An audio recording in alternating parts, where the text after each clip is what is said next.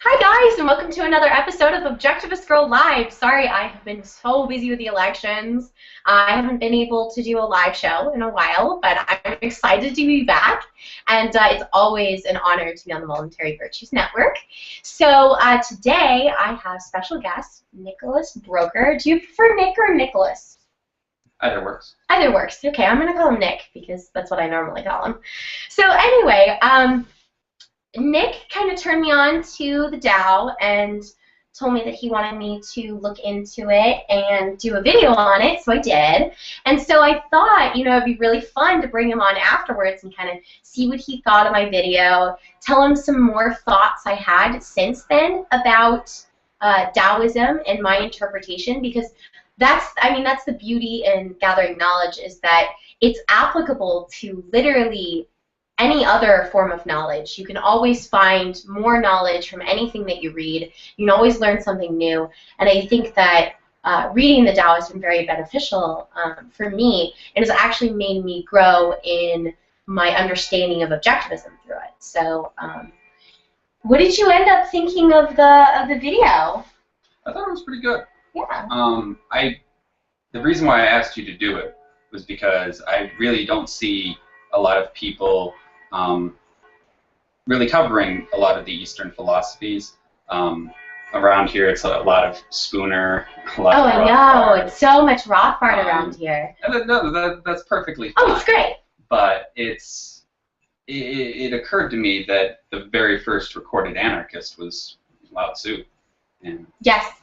It didn't seem fair that the guy that came up with everything, supposedly, obviously not in modern day, but he didn't get his day in the sun. As most of my audience is anarchist, discovering objectivism and learning about objectivism, and I am learning about anarchism on the other end. So I'm on the other end of you guys, and Lao Tzu actually really helped me understand more about anarchism. So I agree with you. I think that it was a beneficial experience for somebody that's exploring anarchism and constantly learning what that means. And I think that my entire audience could benefit from reading Lao Tzu. So what I went over in the video, one of the things I went over was the concept of good and bad and positive and negative. Mm-hmm. And so I thought that that was probably the essential point to what I learned about. And so we all have this outlook of the world that's either positive or negative, good or bad in any situation. And looking at things that way is using left brain concepts to address right-brained concepts to address left-brain issues. So it's basically putting an emotional attachment to any situation. Mm-hmm. And objectivism would be totally in favor of getting rid of that positive, negative, good or bad, just because she doesn't want us to evaluate the world through emotion. Mm-hmm. And perception should be outside of emotion. But emotion can still be taken into consideration, as we will look at later in this video. But right now, I want to focus on that idea that people they see things as negative and then they spend time looking for the silver lining. Instead, they should look at the situation as, say you are going through cancer. Say Mm-hmm. you're dealing with cancer. So you can either look at it as, my life is horrible, or you can look at it as, this is an opportunity to grow in strength. Everything after this will be less difficult because I've dealt with this thing. Mm-hmm. And so there's positive and negative to every experience, and to diminish that experience through just looking at it from just positive and just negative is bad. But I think it's even deeper than that. I think the fact that we're even considering which of those is positive and which of those is negative is really the point in Taoism, right? Yeah, there isn't really any good or bad. In this life, we have a finite amount of time, and there's an infinite amount of experience in that finite time. And to qualify it as good or bad is an exercise in futility. See, and I think that that's where I want to focus a little bit on where objectivism, I think, would divert from Taoism in this video, just because I know that I covered the things where I think they agree. But I don't think that Objectivism would agree that you shouldn't look at good or bad. I think that first level I addressed with like looking at both sides would be more Objectivism, and then bringing it down from like not even considering whether those two are good or bad would be Taoism. And I'm not sure that they would cross, but then part of me thinks that they might, just because, again, it's an emotional judgment. She doesn't think that you should be making emotional judgments. Well, I think I want to say there's a good line from the Tao Te Ching that says the obstacle is the way. So going back to what you were saying, an experience that's probably perceived as like negative. Suppose you lose your job. Well, all right, you've lost your job. You no longer have probably a stable income. But what you do have is a whole lot of time on your hands. You do. 40 extra hours a week. You can forge yourself into a different person if you wanted to in that time. You could take up a new skill, take up a new industry, take up a new occupation. And that sounds like an opportunity. And a lot of people don't see it like that. And a lot of people are distraught at losing their job. There's certainly reasons for that, and they're not wrong. But to cast it as completely bad is missing out on the opportunity to capitalize on the situation. Right. Now, I was considering that maybe you should be thinking about what is. And so instead of like, you know, these are the benefits and this is the cost of this situation I'm in, instead, like, this is all of the things that could happen in this situation. And this is what is. And move like water in that situation. So look at it and see how can I interact with the situation in a way that'll end up making me happy. And that's another big theme of the Tao Te Ching is emptiness. Being ready for anything. And the way you do that, the way you capitalize and expand your potential is by achieving this sort of like inner peace, emptiness. And you're able to just be and cope with whatever the world has thrown at you. Interesting. But I'm not sure that you could get to point A to point B with emptiness. Like, I think that it requires a knowledge of several things in order to be able to cope with any situation. So I would say Objectivism would disagree with Taoism in that respect, in that emptiness respect. Just because Objectivism has a very sincere dedication to knowledge and knowing things. And Objectivism believes that the more you know, the better you can deal with any situation. I think it's an interesting combination when you look at the two, because you can see how they meet somewhere, but they don't quite touch, but they meet in the middle somewhere. And so I think that I've learned a lot about how to be a better Objectivist from Tao, but I would never be able to be Taoist. Well, and I think that's one of the values of the Eastern thought is it developed in isolation. It doesn't have the kind of parallel tracks that a lot of Western philosophy has, especially like political thought. You have your conservatism, your liberalism, your objectivism, if you consider it a political philosophy, and so on and so forth. And if you're not exposed to that when you're writing your own little philosophy, then you're not subject to it. Exactly. You can just run the gambit. And you know, it's always great when you acquire new knowledge, when you read things, because as an Objectivist, that should be something that is of value to you. You should be looking for an opportunity to read anything and learn anything. Ayn Rand says be active-minded. So there's closed-minded, open-minded, and active-minded. And so closed-minded people don't read anything. They just have their little niche that they stick themselves in, and then they never look any further than that. That's what, you know, most people are like in our society. And then there's open-minded people that just, you know, attach themselves to anything and everything. Like, everything is exciting, everything is great, everything is awesome. But then there's active-minded people that take in everything and put it through a filter of logic and understanding and even emotion, and they're able to grow in their knowledge of the world by doing that. And that's the thing, is that when you flow like water through society, you're constantly acquiring knowledge and you have to take a very Bayesian perspective of reality, and I truly believe that both Taoism and Objectivism think that would enjoy Bayesian theory mixed in with it. Okay. I'm actually not familiar with Bayesian.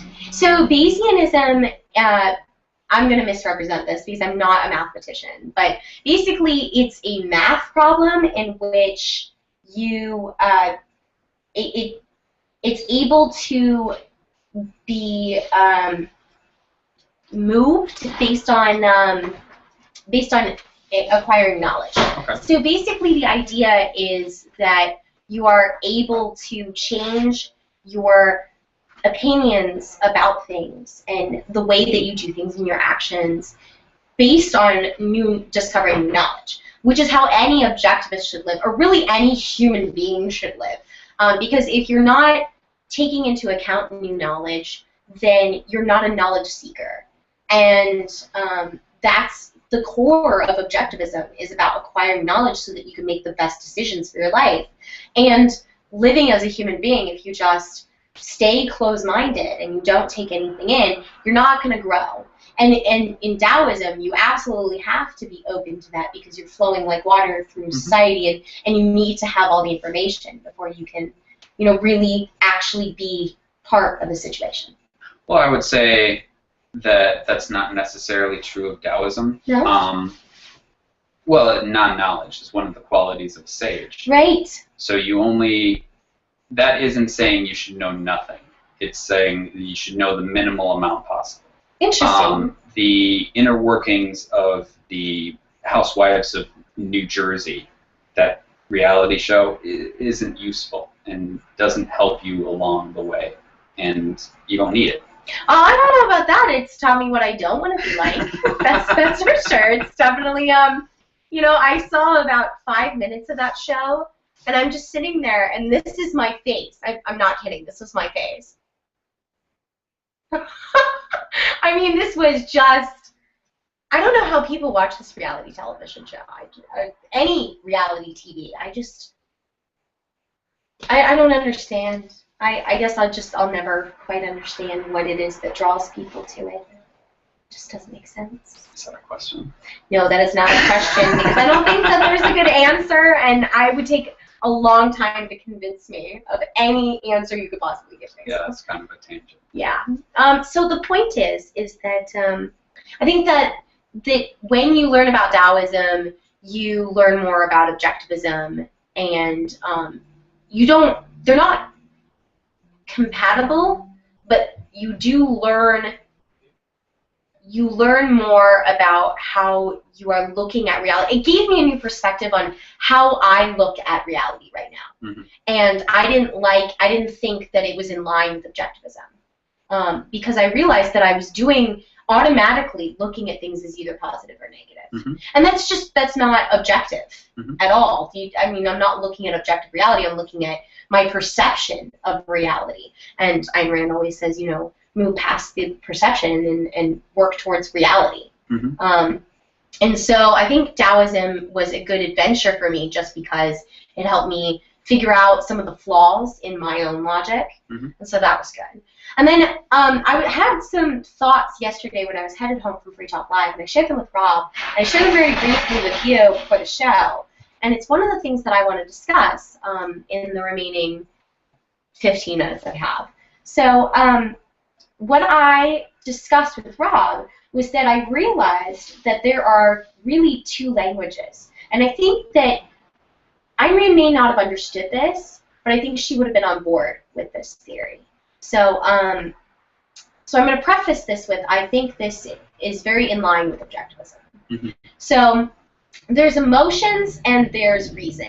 She's already on board with separating. And so I know that that's nonsense and they work together, but it's easier for me to speak about it and using those terms. Sure. So, with a failure to language, I'm going to do that. So there's the right brain stuff where, you're discovering the essence of things, you're discovering your emotions. But to try and translate those into left brain language, reason, logic, and language, you are attempting to translate Greek to English. You're going to lose a lot in translation. But it's even worse because, I mean, you'll at least get the rough idea when you translate from Greek to English, but you're not going to get even remotely. I mean, essence requires understanding of history, its particular sound, and I mean that's based on perception, situation, and all of these other things that you lose in translation to left brain, language, logic, and reason.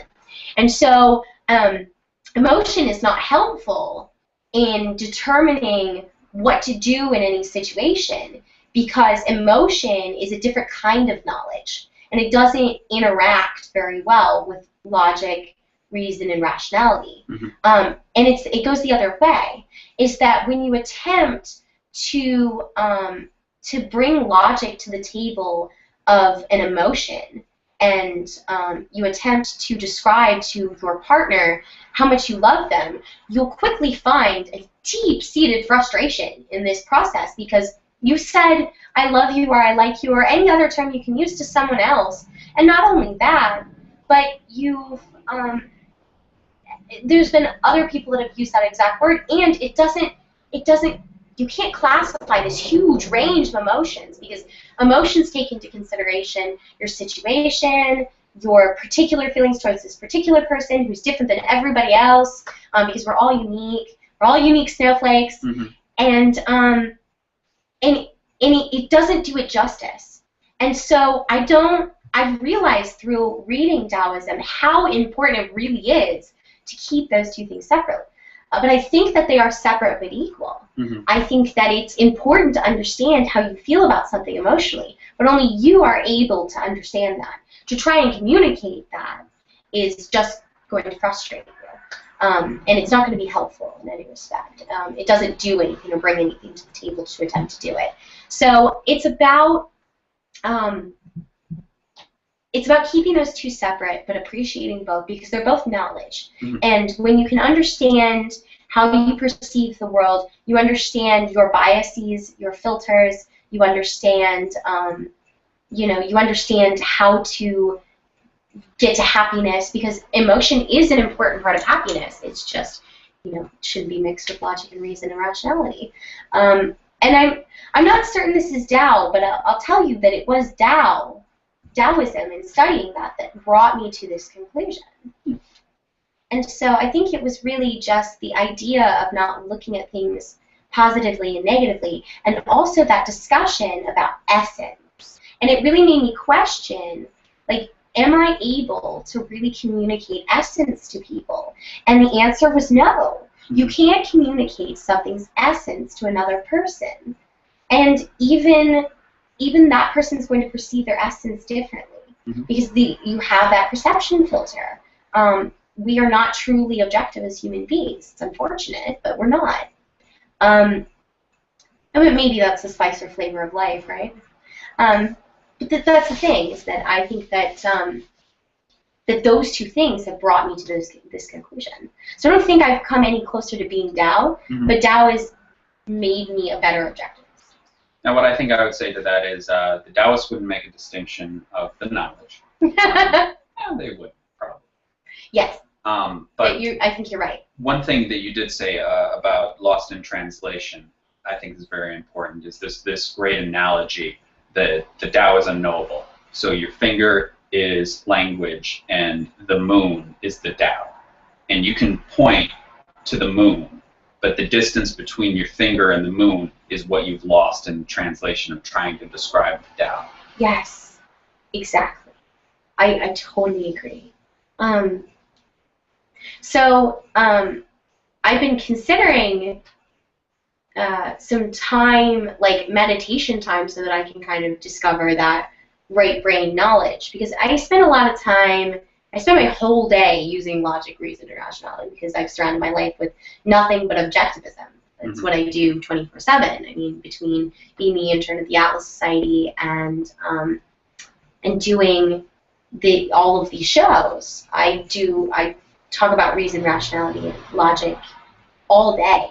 And so I feel like I'm missing out on an aspect of life by not giving myself that time to discover the essence of things and really, like traveling. Do you think that would be helpful in discovering our essence? Sure. I think anything that allows you to disconnect and just proceed to experience is probably what you need to be doing if that's what you want to do. Exactly.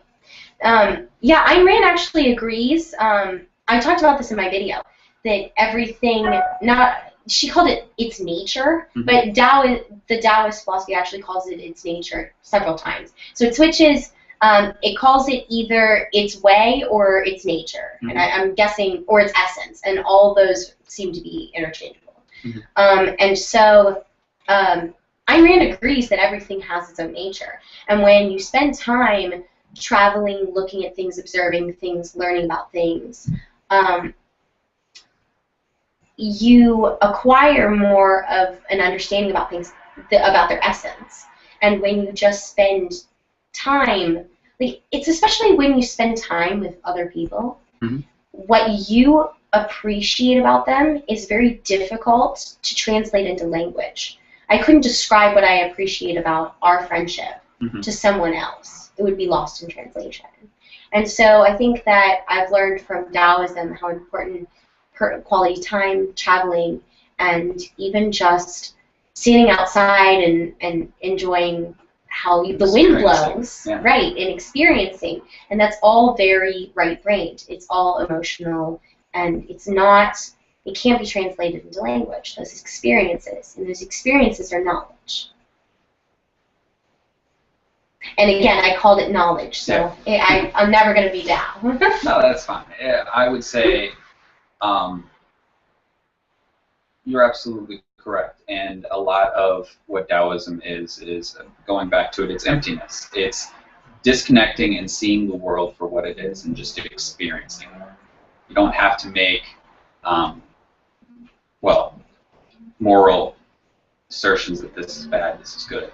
And I think the whole Tao Te Ching is not really, it's a manual on how to live harmoniously. Agreed. And nature, especially you were talking about listening to the wind blow, nature is held up as this like perfectly harmonious thing that will only be discordant if human beings get in the way. Another Taoist philosopher, I'm going to butcher this name, Zhuangzi.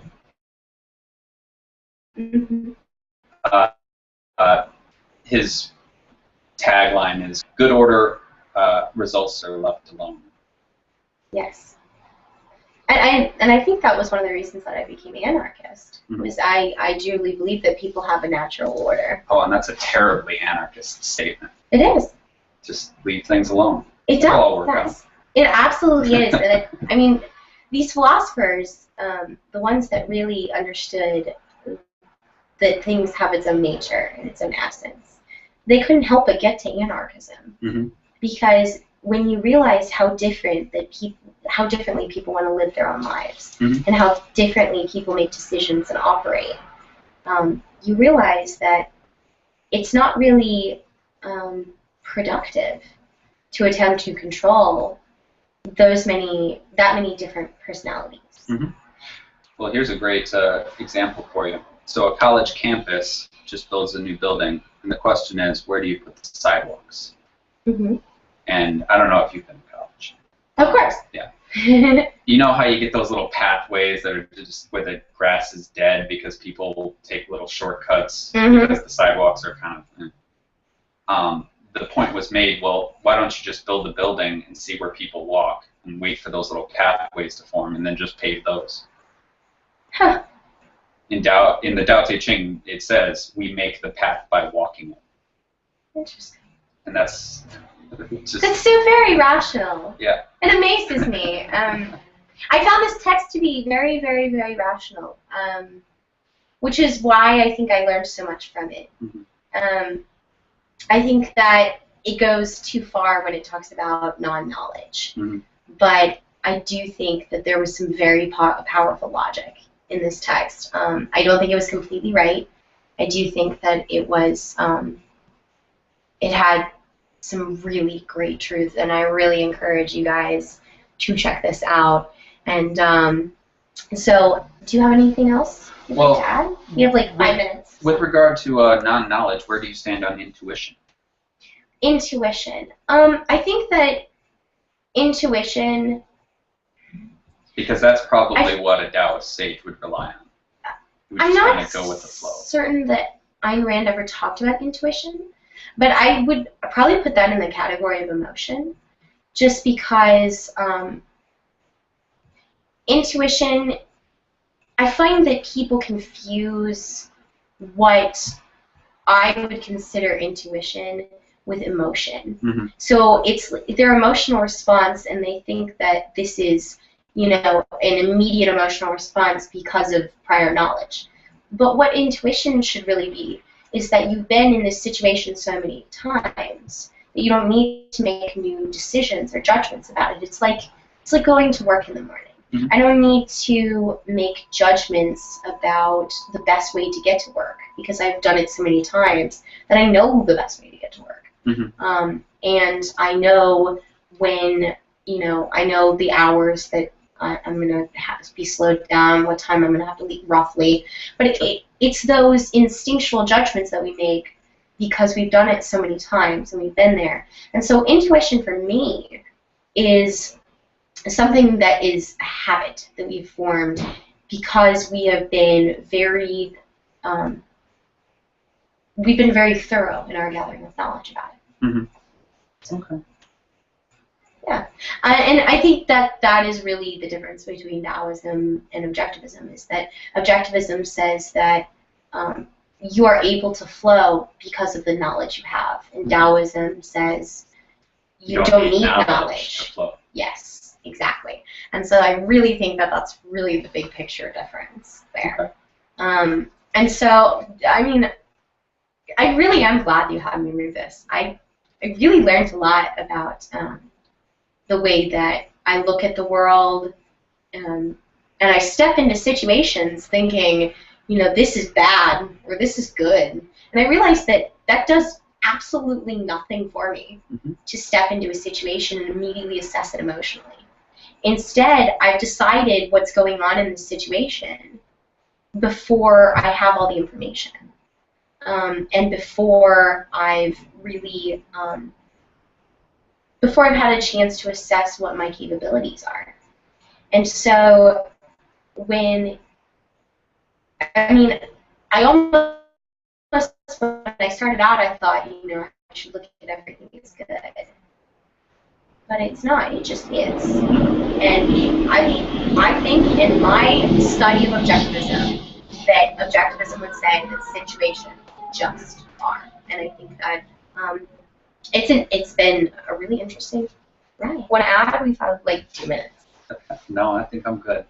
Awesome. Perfect. Well, I'm really glad I got to have Nick on. I hope you guys really enjoyed the show. Let me know what you think. This is going to be something that I'm going to be learning more.